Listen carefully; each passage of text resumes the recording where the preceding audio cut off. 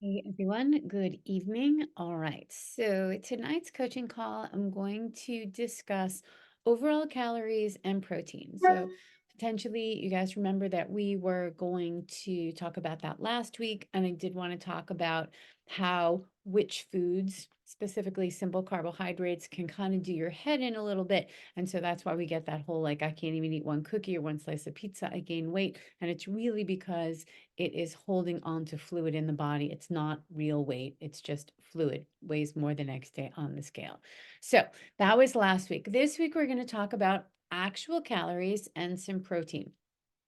So I had some good questions this week about both of these things. And when we start to talk about, what about keto? What about Whole30? What about like all of these diets? The main reason why these diets work, the research shows, is because there is a reduction in caloric intake. So it doesn't really so much matter where the calories are coming from for the most part.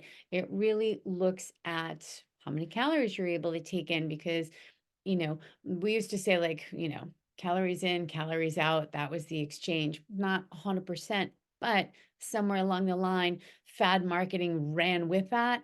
And now it's just opened the door for a lot of confusion. So if you can remember that at the end of the day, for the most part, yes, there are certain things that we can do to speed metabolism, and there are certain things that we can do to slow it down. Absolutely. But at the end of the day, for the most part, we are looking at overall calories for our weight management. Okay. So that said, um, when we determine how many calories that you want to be taking in, the one thing I want most people to understand is there's a lot of mindset when we talk about nutrition, because if it was as simple as reading the book, we'd all read the book and then we would just move on. We wouldn't be talking about any of this, right? So what happens is that sometimes we go and we execute, and then it takes longer than we expect, or it goes the wrong way initially. There's all these kind of things, and then we give up. We're not patient because we're like, this isn't working. I have to change. I'm gaining weight. What's going on? And then we kind of abandon before we're able to see the results of what we're doing. So when we are talking about how many calories should I be eating, we can always determine based on your body composition, your height, your weight, your body fat, and your activity level. Those are the major things. There's a few others if we really want to get specific about calories involved in digestion, and everybody kind of gets 100 calories from moving around during the day. But certainly if you're a marathon runner, we're going to put an activity factor in that is different from somebody who is weight training 2 times a week at the gym, right? And anything in between and anything beyond that, right? So there's different activity factors. But those are the main things that I consider when we're trying to figure out, okay, how many calories should you be eating? What's your activity level? What's your current weight? What's your body fat? If we know it, sometimes we don't. What's your height? We'll figure out how many calories you need. Now, the other important factor here is super important. I want you guys all to hear this, is it is really dependent on what you have been doing and for how long as far as eating goes prior to us deciding, okay, we're going to do these calories. Because, for example, if you have been dramatically overeating or over consuming calories, which is some like, let's just make a person who has been eating, who's the guy that did Supersize Me, right? Did every meal at McDonald's for a month, which was like super eye-opening. But nonetheless, let's talk about that. All right, let's say we have that. So somebody who is eating fast food every single meal, it is really easy to get in high calorie because there's no fiber in that food, and it's really just reinforced with calories and fat and salts, which upregulates your desire to eat more. So you're eating a ton of calories. So let's say we have somebody like that, and so maybe they're taking in 4,000 calories a day. And then I determine, okay, really, we want to be taking in 1,800 calories a day. So to go from 4,000 to 18 is going to be super extreme on the body. And one, probably going to be starving. For sure. And two, mentally, there's going to be a lot that goes on. You're going to have low blood sugars. You're going to be frustrated. You're going to be hungry all the time. You're going to brain fog. You're not going to be able to focus. So even though it's kind of like the recommendation is not the recommendation on day one, and that's important. Conversely, and this is something I do see a lot, is that we're all under this, premise that, okay, I want to lose weight. So I got to stop, eating a bunch of calories. I'm going to cut out all the cookies and the breads and the pastas, everything. I'm going to take out all the simple carbs and the sugars and everything completely gone. And I'm going to start, actually, I'm going to do a ton of cardio. So your body is not getting enough calories, and you're asking it to do a ton of work. And what it that your body typically does in these scenarios is it just starts to shut down your metabolism, and it starts to do that even without the exercise. So just like, okay, some of these low calorie diets that I've seen that are really unhealthy because you aren't able to get in the right amount of nutrients that you need, right? We have to, sometimes we forget, we think like calories are bad. Like those are actually good. That's what keeps us alive. And with those calories comes hopefully vitamins, minerals, nutrients, phytonutrients, antioxidants, all the good stuff, polyphenols that we need to keep us healthy, right? So if we're only eating, let's say like 800 or 1,000 calories, there's a program out there that has everybody on 800 calorie a day diet. It's insanity. There's no chance you can get in your vitamins and minerals with that few amount of calories. The next thing that's going to happen is your body is just going to completely slam on the brakes as far as burning calories go. It's going to start to down regulate or just use less calories for the same amount of activity. That's not great. Sometimes, people are saying like, that's all right. I don't need a fast metabolism because I'm trying to put on muscle.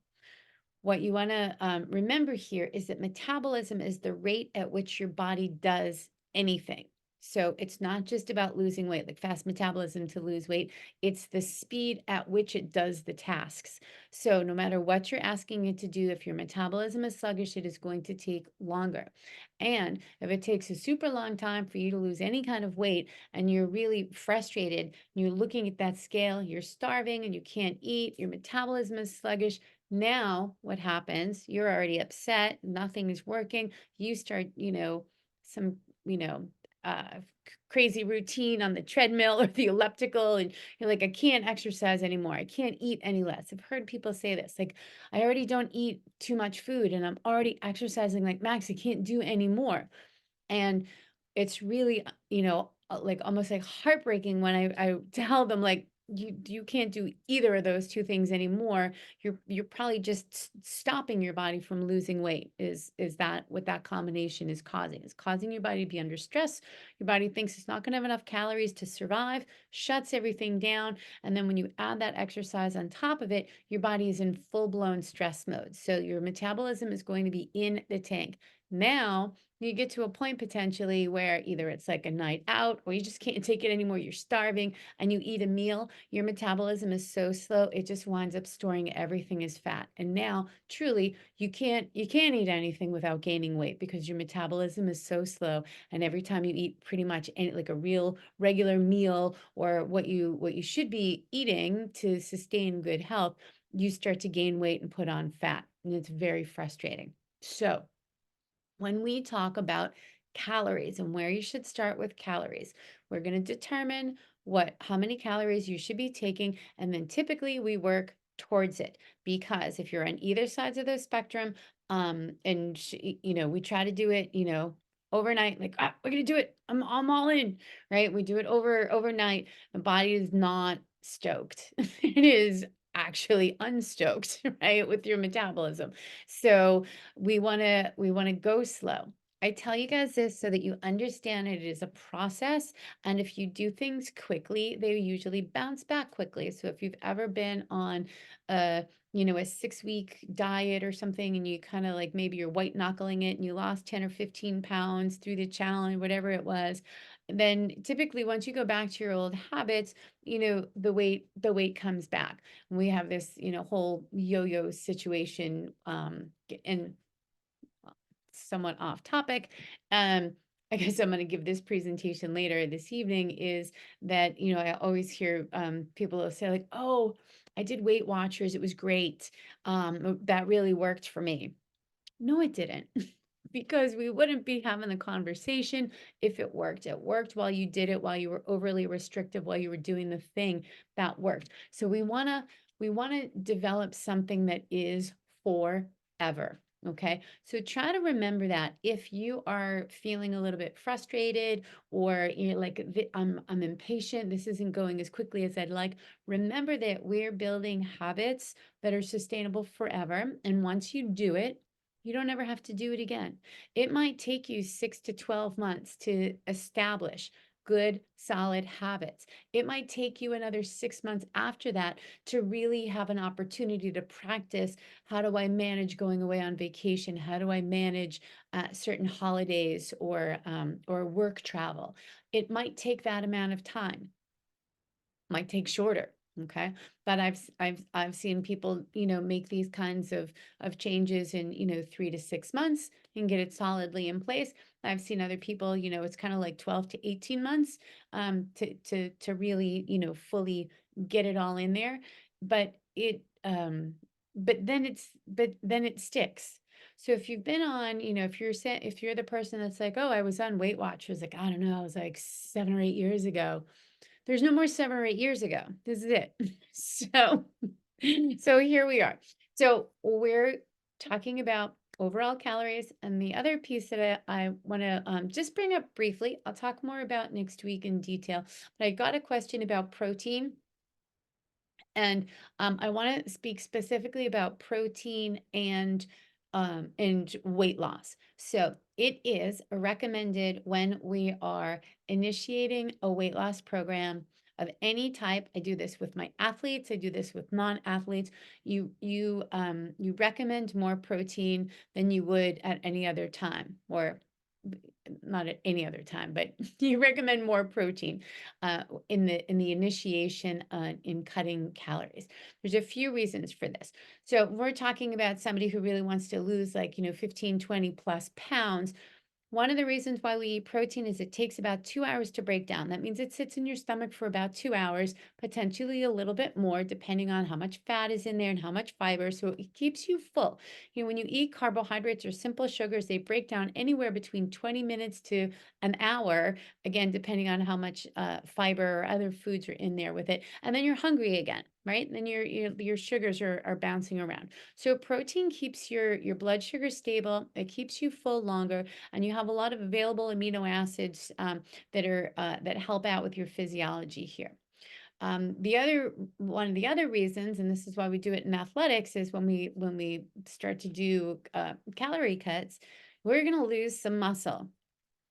It's the way it goes. Doesn't matter. Like, there's no getting around it. There's nothing to be done. It's going to happen. Your body's going to do it. But what we want to do is try to minimize that by feeding you a little bit more protein. So we feed more protein so that your body has it kind of circulating around, and that we're going to break down that lean body mass tissue a little bit less. We're still going to do it, but we'll do it a little bit less. And that's what we want to do. We want to hang on to that muscle so the body's not breaking it down. The body knows that it is very exhaustive and expensive to the body to go in and take fat and go through this very lengthy process of oxidation, all these other steps, and turn that into energy. It's exhausting, right? So it's always going to burn those burn the quick carbs first, and then it will go into your muscle. It's smart that way. Super smart. Doesn't has no Nobody's making it feel guilty, nothing. It's just like, no, this is very pragmatic. So that's what it does. So when we talk about the amount of protein that we are having on weight loss, our weight loss programs, and we're always going to have a little bit more protein as we're going through weight loss. When we get to a maintenance phase, we probably back up the protein a little bit more. So if we're doing, it's the beginning of like seasons, we're trying to put on muscle mass, we might go back and have a little bit more. But I did get a question about proteins and how much protein is good for us, is healthy. There is a gamut of recommendations, anywhere from 0.4, up to 2.0 grams per kilogram of body weight. And that's a huge range. That's like from like 30 to like 200 grams, right? Like, that is a huge amount of protein, that, wiggle room in there. So for most of us, we talk about 80 to 100 grams, getting that in as we're focused on weight loss for all of the reasons that I just said. Once we get to maintenance, potentially we back up off of that a little bit unless we have some other goals. And and then, plant-based, maybe it's even a little bit lower. You know, that's how it goes. It's all relative to what you are doing and your activities and other situational factors that if you're interested in, we can certainly discuss when we get there. But I think that that probably is a good global answer for the question that I got this week about protein. And I wanted to share that with you because today's talk was about calories and protein. All right, that's the coach call for today. If you guys have any questions about calories or proteins, please reach out. Let me know. You are getting your focus this week messages. I will likely put that into an email next week so that you get an email on Sunday night with a message from me that says, here's your focus. This is what I noticed, from what you've been doing. Here's what we're going to focus on this week. I'll stick it in an email. I will also stick our coaching calls in. I'll stick the coaching call replay in the email as well. So with the exception of tonight, I'm going to send this out straight away, and it will also be in your weekly email on Sunday. All right, let me know if you guys have any questions. I look forward to fielding some. All right, have a great night, guys.